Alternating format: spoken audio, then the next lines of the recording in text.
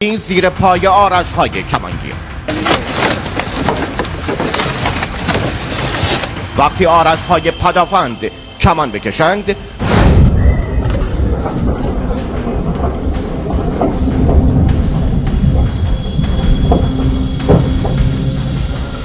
दोस्तों, जब से सीज फायर का उल्लंघन हुआ है बीते दिनों, तब से लगातार तनाव का माहौल है अमेरिका और इजराइल के बीच में। स्टेट ऑफ हॉर्मुज में ईरान ने फिर से प्रोजेक्ट फ्रीडम शुरू कर दिया है और उसको रोकने के लिए ईरान लगातार हमले कर रहा है। कुछ ताज़ा खबरें निकल के सामने आई हैं, उनके बारे में मैं आपको बताने जा रहा हूं। साथ ही ईरान पर किए गए हमले के बाद IRGC के जो जवान शहीद हुए हैं, उस शहादत के बाद ईरान ने जो हमले किए हैं उसमें अमेरिका के कई अत्याधुनिक ड्रोन को मार गिराया है। कौन से वो ड्रोन हैं, कौन से वो फाइटर जेट पर हमला किया है, और एक और बड़ी खबर है F-35 को लेकर के, उसके बारे में भी मैं आपको जानकारी दूंगा। और साथ में एक और खबर है KC-135 जो एरियल रिफ्यूलिंग टैंकर है अमेरिका का, उससे जुड़ी, इसके बारे में भी। और साउथ लेबनान के मोर्चे पर हिजबुल्लाह किस तरीके से अटैक कर रहा है इजराइल पर, उससे भी जुड़े बीते 24 घंटे के ताज़ा अपडेट के साथ तमाम सारी खबरें मैं आपको बताने जा रहा हूं। सबसे पहले ज़रा इस खबर को देखिए। अब इस खबर में यह बताया गया है कि IRGC ने यह बाकायदा कंफर्म किया है, IRGC की तरफ से कंफर्मेशन आया है कि किस तरीके से इस पूरे के पूरे हमले के बाद आप समझिए कि बड़ा नुकसान पहुंचाया है अमेरिका को ईरान ने। इस ट्वीट को देखें, इसमें बताया गया कि ईरान की इस्लामिक रिवोल्यूशनरी गार्ड कॉर्प्स ने दावा किया है कि फारस की खाड़ी क्षेत्र में सीज फायर के दौरान अमेरिकी लड़ाकू विमानों और ड्रोन की गतिविधियों का पता लगा करके उन पर कार्रवाई की गई। ये बात हुई। इसमें यह भी कहा गया कि MQ-9 ड्रोन को मार गिराया गया है। एक दूसरा RQ-4 ड्रोन पर भी फायरिंग की गई है, और इसके अलावा अमेरिका का F-35 स्टील्थ फाइटर जेट जो है उसको भी निशाना बनाया गया है, और उसके बाद वो क्षेत्र से जो है भाग निकला है, उसको ईरान ने खदेड़ दिया है। आगे बताया गया कि ईरान ने अमेरिका पर सीजफायर उल्लंघन का आरोप लगाते हुए ये चेतावनी भी दी है कि अगर फ्यूचर में किसी भी कार्रवाई का जवाब अब ईरान जो है उसका एक तरीके से वैध और निश्चित अधिकार होगा। ईरानी दावे के मुताबिक वाशिंगटन ने सीज फायर के बीच स्टील्थ फाइटर को ईरानी एयर स्पेस में भेजा, जिससे तेहरान ने जो गिरा सकता था उसे गिराया और जिसे नहीं गिरा पाया उसे खदेड़ दिया। यह बयान बाकायदा आया है ईरान का। उधर दोस्तों, एक और ड्रोन को मार गिराया ईरान ने, और ये ड्रोन अपने आप में बताया जा रहा है कि जो ये ड्रोन है ये नए टेक्नोलॉजी का एक तरीके से ड्रोन है, नई टेक्नोलॉजी को फॉलो करने वाला ड्रोन है, और उसको भी ईरान ने मार गिराया है। आपकी स्क्रीन पर है, जरा इस वीडियो को देखिए। ये ड्रोन है, ये दुश्मन का स्टील्थ ड्रोन है, और ईरान की आर्चर्स जो नई ब्रिगेड है उसने इसको मार गिराया है। यह खबर निकल के सामने आई है। अब जरा इस ट्वीट को देखिए रेहान रोज़बियानी का। इसमें बताया गया कि ईरान की फार्स न्यूज एजेंसी के मुताबिक ईरान की नई आर्चर्स यूनिट ने फारस की खाड़ी के ऊपर उड़ रहे एक कथित स्टेल्थ दुश्मन ड्रोन को मार गिराने का दावा किया।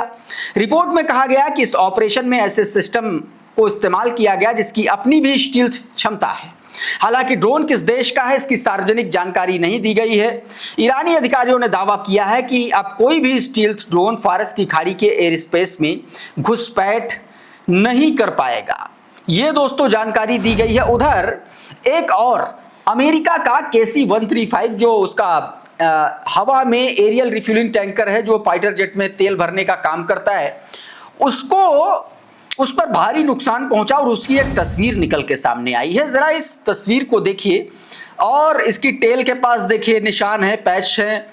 इसके बाद आप देखिए साइड में भी हैं, नोज के पास इसके पैचेस हैं, और विंग्स के पास भी पैच हैं। मतलब ये है कहने का कि भारी नुकसान जो है ये पहुंचाया गया है इसको।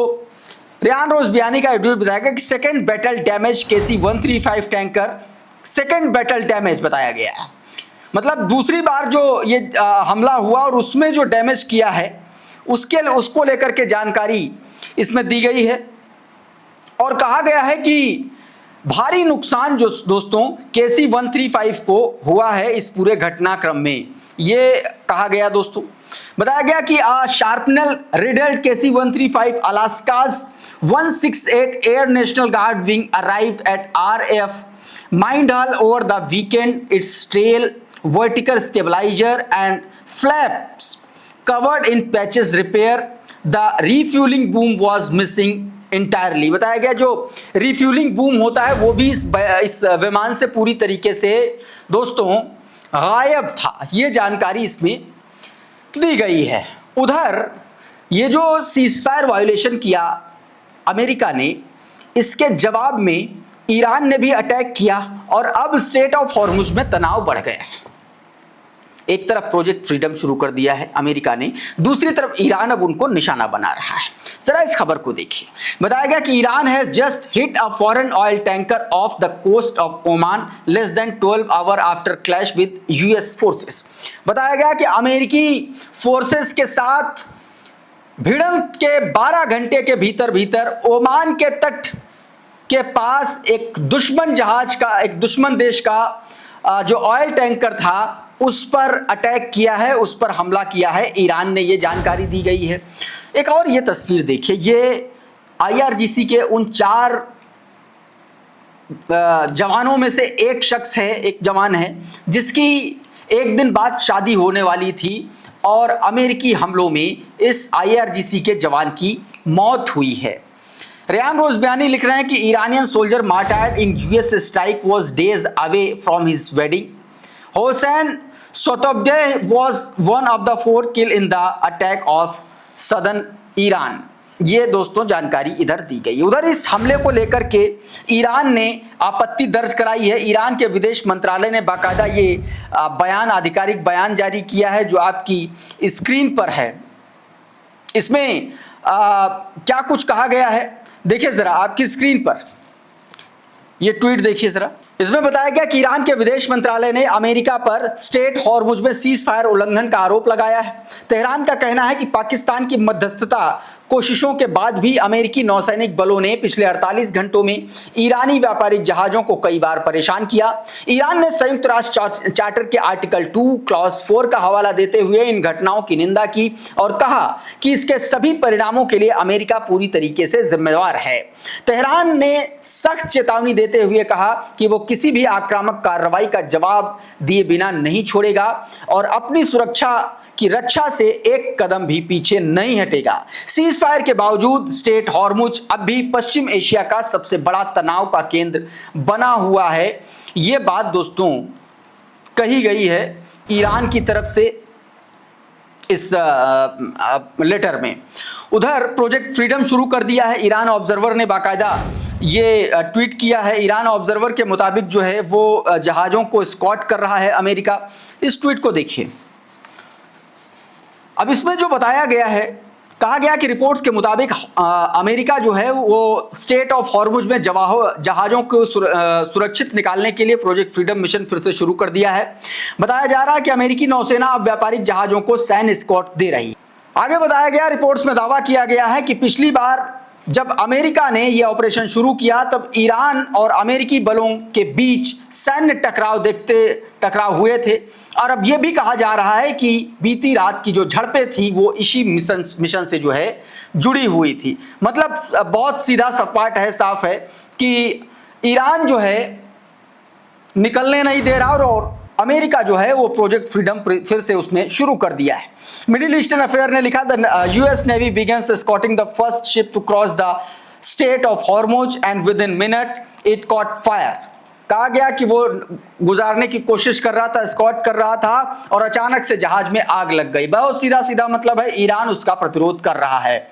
इस बीच एनरिच यूरेनियम को लेकर के एक बयान आया। आपकी स्क्रीन पर न्यूज़ 24 का ये ट्वीट है। इसमें बताया गया, ईरान का बयान आया। ईरान ने कहा कि देना होता तो युद्ध से पहले ही एनरिच यूरेनियम सौंप देते। ट्रंप ने कहा कि या तो यूरेनियम को तुरंत सौंपो या ईरान में ही नष्ट कर दो। इस बयान पर ईरान का ये करारा जवाब आया है। हैदराबाद में ईरान के महा वाणिज्य दूतावास ने लिखा कि अगर आप युद्ध के जरिए हमसे यूरेनियम छीन सकते हैं तो अब तक छीन चुके होते, अब आप बस अपने टूटे सपनों को दोहरा सकते हैं, ये सीधे तौर पर बयान आया। इस बीच मुस्तफा खामिनेई का भी एक बयान आया। द क्रेडल का ये ट्वीट देखिए। मुस्तफा खामिनेई का ये बयान अपने आप में बहुत कुछ बयां कर रहा है। मुस्तफा खामिनेई ने सीधे तौर पर इजराइल को एक तरीके से चिढ़ाने का काम किया है और सीधे सीधे कहा है, आप समझिए कि इजराइल जो है अपने अंतिम दौर में है, ये बात कही गई है। क्रेडल ने बताया गया कि Iran supreme leader says Israel nearing final stage of its existence. बताया गया कि अपने अस्तित्व के आखिरी चरण में है। As region will no longer shield US bases. बताया गया कि रीजन में अब कोई भी देश जो है वो अमेरिका का एक तरीके से शील्ड नहीं बनेगा। रीजन में सब ने मना कर दिया है और सब मना कर रहे हैं और इस जंग से जो है जो रेजिस्टेंस फोर्सेस हैं उनकी ताकत और बढ़ी है और अमेरिका और इजराइल कमजोर हुए हैं। ये मुस्तफा खामिनेई का लिखित बयान सामने आया और उसमें ये बात कही गई है। दोस्तों, इस बीच हिजबुल्लाह ने हमवी व्हीकल को निशाना बनाया। आपकी स्क्रीन पर मिंट प्रेस का ये ट्वीट, इसमें ये जानकारी दी गई है। बताया गया कि हमवी व्हीकल को निशाना बनाया और उसमें इजरायली सैनिक भी मौजूद थे और उसके बाद उस वाहन में आग पकड़ लिया है। यानी कि इसमें मौजूद इजरायली सैनिकों के हताहत या मारे जाने की खबर के एक तरीके से संकेत मिल रहे हैं। ये बात दोस्तों मिंट प्रेस में बताया गया।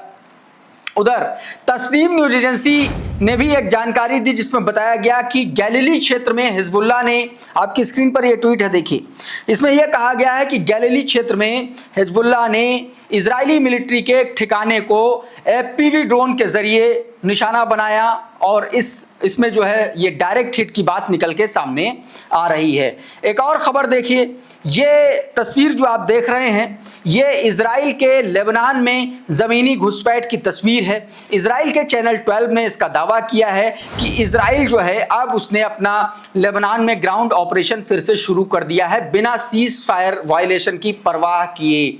एक और तस्वीर देखिए, ये इसमें बताया गया कि जो येलो लाइन है उसके आगे भी इजराइल ने, आईडीएफ ने ऑपरेशन शुरू कर दिया है। इसमें बताया गया कि IDF operating with boots on the ground beyond Lebanon's yellow line. बताया गया कि ये लेबनान की येलो लाइन के आगे भी ये ऑपरेशन शुरू कर दिए गए हैं। एक और ये वीडियो देखिए, ये हमला किया गया है लेबनान के कोरोन डैम बेका में।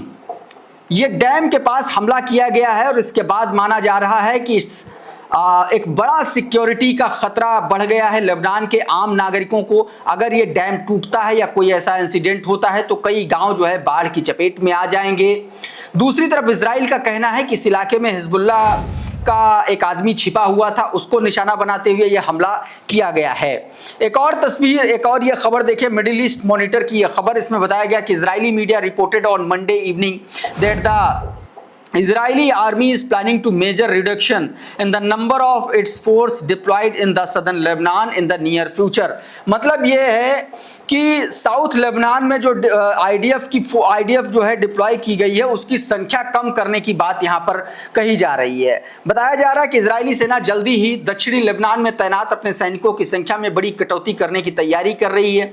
ये फैसला ऐसे समय में आया जब क्षेत्र में सुरक्षा तनाव और विस्फोटक ड्रोन हमलों का खतरा लगातार बढ़ रहा है। रिपोर्ट्स के अनुसार इजरायली समझौतों के बाद ग्राउंड ऑपरेशन रुकने के बावजूद हजारों इजरायली सैनिक पिछले कई महीनों में दक्षिणी लेबनान के इलाकों में सिक्योरिटी बेल्ट जैसी तैनाती में मौजूद हैं। तो दोस्तों अभी के इस वीडियो में बहरहाल इतना ही। बहुत बहुत शुक्रिया, बहुत बहुत धन्यवाद। आप जुड़े रहिए आपके अपने चैनल द लाइव टीवी के साथ। नमस्कार। द लाइव टीवी, सच सबसे आगे।